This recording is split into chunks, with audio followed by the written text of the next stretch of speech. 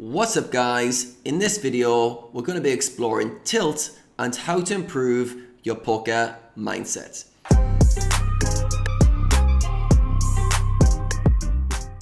Now every poker player I've spoken with over the past 5 years, with no exceptions, has had some experience of tilt, myself included.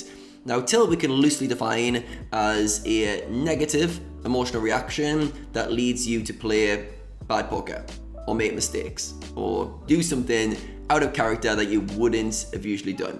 Some players that's very pronounced, it's anger, it's rage.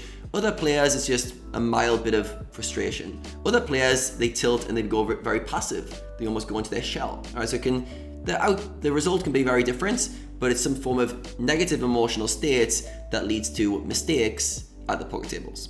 All right, now most players think that it happens only at the tables. By that, they think that the event at the tables is what causes them to tilt. All right, so today we're going to explore very holistically how to improve your mindset so you tilt less frequently, and then I'll teach you guys a very specific skill you can start working on to actually work your way past any tilt episodes you face going forward. So first of all, we need to understand that going into our poker sessions, we have a certain level of tolerance for things not going our way. All right, so think about it. Let's say you're going as your best self, you're really up for the session. In that scenario, you'll have quite a high tolerance of things that can go wrong before you feel frustrated, before you feel annoyed. So imagine like a full tolerance level of things that you can handle. So that might take 5, 10, 15 things not going your way that cause you to have an emotional reaction. It could cause a whole host of things need to happen before you tilt. On other situations, in other days, you'll come in with quite a low tolerance, all right? Almost anything annoys you. This one guy makes a bluff on you and you're annoyed straight away. You're pissed off at him, all right? So we need to understand that our mood going into the session massively influences our ability to handle adversity, all right? And the way I like to think about it is your mood equals EV.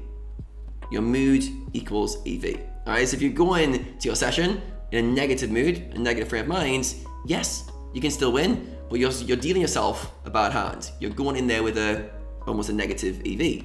On the flip side, if you're going to your sessions with a positive mood, with the right frame of mind, good attitude, you're setting yourself up to have a positive EV session. Again, anything can happen and you might come out as a loser, but you're going into the session and setting yourself up to win or to lose. All right, so your mood equals your EV, all right? So with that as a pretense, first of all, before we go into the kind of dealing with tilt at the tables, which most players go into straight away, we need to understand, wait a second, how do I look after myself so I get myself to the tables in the best situation possible? This was really highlighted to me on one of my coaching sessions where we were looking at a tilt episode one of my players had, and we were going really deep into everything that happened. And he was talking about how it's really uncharacteristic. He never blows up in this way, but he ended up just spewing off 5 buy-ins. He got so angry and he doesn't understand where it came from. So we're really trying to unpack it and dig into why he tilted in this way in this situation. And I started asking him some questions about outside of poker factors. And I started asking him, anything different happen in the build-up? And he went, well, I only got 5 hours sleep last night and I was really tired when I started my session. I felt a bit annoyed going into my session. I was like, boom, bingo. All right, so sometimes the thing that happens at the end is a byproduct of our preparation going into a session. All right, so the first thing you need to work on to improve your ability to not tilt, to handle more adversity, is to take care of the mental and physical factors that are going to allow you to be in the best mood going into your session. All right, so the first ones, there's 3 for your physiology. All right, the body needs to be in a physical state in order to perform at a high level. So the first one of those is sleep. All right, we need to get adequate sleep so we're recovered, so we can handle more adversity, so we can go into the poker sessions and we've got a higher tolerance for things not going our way. Because newsflash, opponents are going to annoy you, you're going to make mistakes, and there's going to be a lot of challenges to deal with in your session. If you're not well rested, you're going to go in there annoyed or have less of a tolerance for things not going your way. All right, so like the player I talked about, when he was tired going into a session, he made a very uncharacteristic tilt episode, a very uncharacteristic mistake, and that's very common. So think about yourself, when you're tired, can you handle as much adversity? Are you as tolerant of things not going your way at the tables? Almost all of us couldn't say no to that. We're less tolerant to things not going our way when we're not rested. All right, so first thing, make sure you're getting 8 hours sleep is kind of the average amount, but 7 to 9 on average. Just make sure on a daily basis you're thinking, am I well rested going into my session? Did I get enough sleep going into this? Am I recovered enough? All right, second physical factor is movement. All right, we need to move the body to optimize our physiology. All right, the brain and body cannot be separated. If you want a mind that is functioning at a high level, and also you want to be in a good mood, movement. And it doesn't always have to be huge amounts. It could be going to the gym and going for runs or yoga, but it could also just be 2 to 5 minutes of priming your body, right? Doing some burpees, doing some jumping jacks, doing some push-ups, getting blood flow going and changing your physiology. The easiest way to change our emotional state is to change our physiology, change our physical state. So if you feel agitated, annoyed, angry, frustrated, moving your body, all right? And the third physical thing we need to do is monitor what we eat, all right? Our nutrition. Food impacts our body, all right? If we're having lots of sugary stuff, processed foods, we're gonna have this high in energy and then this crash. And during this crash period, let's say I have a burger and some fries before my session, an hour into my session, I want to be crashing, or my kind of physiology, my blood glucose is crashing, and in those moments, for the next hour or two, I'm going to be very susceptible to tilt. I'm going to be very susceptible to responding in a suboptimal way because my physiology is not primed. I'm thinking about food, I'm getting hunger cravings, I'm in a low energy state, and I'll make mistakes. All right, so we've got to look after our physiology first of all. All right, once you've done that, we need to understand the mind needs to be primed and ready going into our sessions. All right, so one thing to do for most poker players, often for everyone in the world, is to have a regular meditation habit. Meditation is the ability to calm the mind. Often mindfulness is the most common one, where you'll basically watch the breath going in and out, and you're calming the mind whilst observing your thoughts and not getting lost in them. All right, so a lot of poker players would benefit from having a regular meditation habit to calm their mind, and also I class it as almost like clearing things out. It's almost like putting out the trash. Your mind's constantly coming up with ideas and thoughts. If we don't spend any time with that, we're going to struggle to think clearly because we've got so much noise in our minds. So meditating, clearing the mind allows us to go into our sessions in a calm state. Next one would be journaling. If you're someone who struggles to quieten your mind, you're someone who doesn't really resonate with meditation, you're someone who you've just got loads going on in your head and you're always talking to yourself, beating yourself up, very often getting those things that are in your head onto paper is highly effective. So get those frustrated thoughts that you may have prior to your session, journal on them, get them all out in the open. The things that are frustrating you, either about poker, about life, about money, whatever it is, get them out of your mind onto paper. That's often a very clearing process that puts the mind in a calm state. And the next one, the final one, is creating the right balance in your life, often through having the right relationships, the right social time, the right me time, the right amount of time for yourself, and just thinking, how do I create my life so I feel happy, I'm in a good mood. All right, for most of us, that's going to include good quality relationships, socializing, and having that right balance. And players who neglect this one very often tilt the most. All right, they'll be great for a period of time when they're just blasting away grinding, but then they'll hit a wall. All right, another conversation I had with a player where he was doing really well for a number of weeks, and then he just hit a roadblock, and he said everything started crumbling.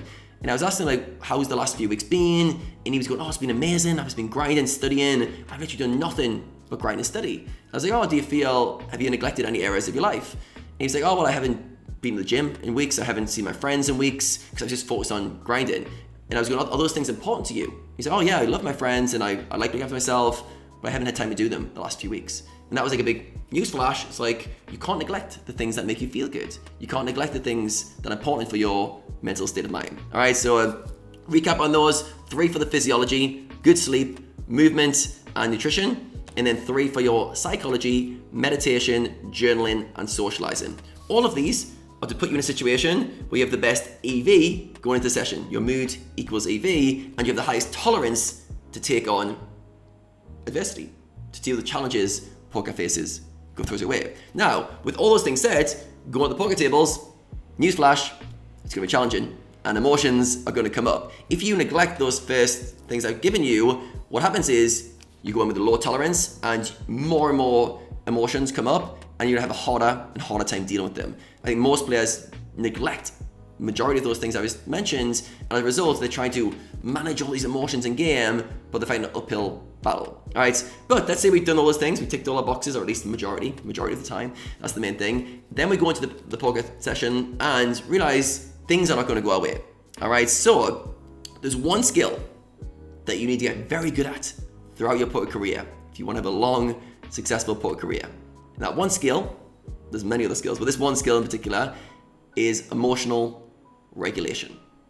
Emotional regulation. It's the ability to be in control of the emotions that you're experiencing. It's the ability to experience a wide range of emotions, but to keep the mind calm. It's to realize certain things are causing reactions in your environment and to be able to handle the full range. All right. So the way it works, emotional regulation, is there's 3 phases. But first of all, we need to realize we're interacting with our environment. So let's say you sit down at the poker tables, you're interacting with all the hands that are going on in your session. All right, so you're playing online. Now, things are going to happen that annoy you. This opponent over here did something you didn't like. You just made a mistake, potentially, on this table. This table here, you're in a tough spot. All these things are happening, all right? Now, these can cause responses in an internal state. If we're paying attention, we will see this very clearly.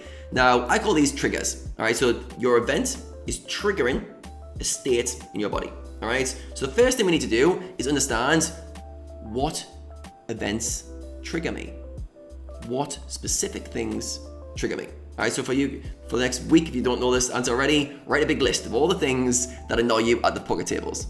Keep track of things that cause frustration. Very often, from working with many players, there's quite a small list, but it comes up in different shapes and sizes. But often it's making mistakes, it's losing, it's opponents doing things they shouldn't have done, it's getting beaten off regulars or fish when they feel like they should beat them, it's their expectations not getting met. All right, it's in those realms, but ever think about the triggers that cause problems for you. All right, that's the first step. Then you need to understand that the reason those triggers cause you problems has nothing to do with the events themselves. Nothing to do with them. You go, and of course it does. If I lose, of course I'm gonna feel negative emotions. Actually, the reason you feel a certain way emotionally is because you've given the event a meaning. You've labeled the event as something, all right? So let's use an example of, let's say you make a mistake at the tables. Now, if you label making a mistake as, I'm an idiot, if it bruises your ego, if it makes you start to question whether you'll be able to beat the games, if it starts to make you worry about money or going on a downswing or your abilities in the game, you're gonna have a really negative emotional response there. On the flip side, if you label making mistakes as a learning opportunity, oh, I made a mistake there, awesome, tag that, I can learn from it. All of a sudden, the emotion's completely different, right?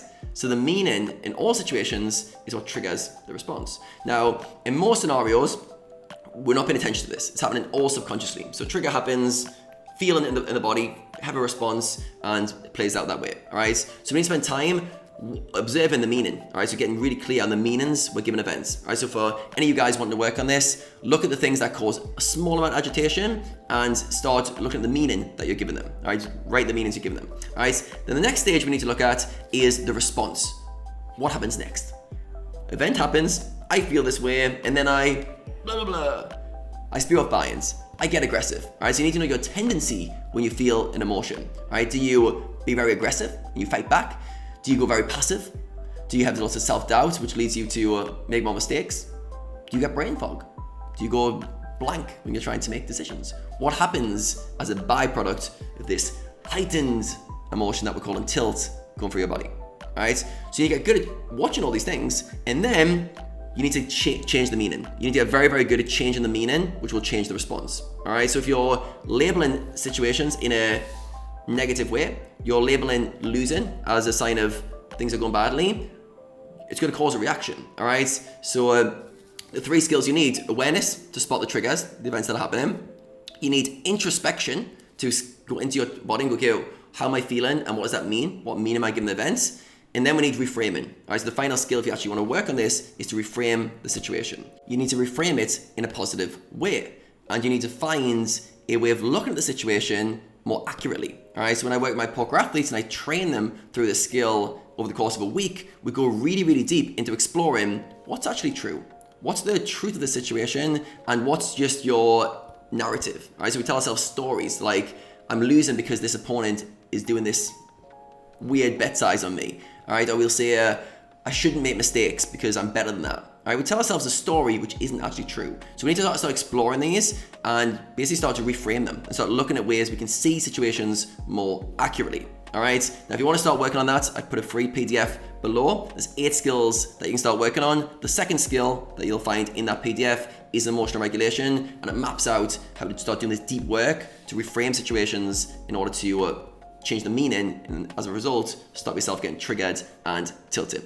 All right, so hopefully this video has given you guys a bit more of an overview of why you tilt. There's lots going on and what you can do to start preventing it. So first of all, in all honesty, the prepared phase is the most important. Do all the things in advance so you've got this high tolerance and a good mood and good EV going into your sessions. And then when things come to game, you've got to start spotting the triggers, spotting the meaning you're giving them and the responses that you're having, and then you need to start working on the meaning. All right, now this gets very hard when you haven't developed the skill and you're trying to work with heightened emotions like anger. It's almost like going into the gym, putting loads of weight on the bar and being like, the bar won't move.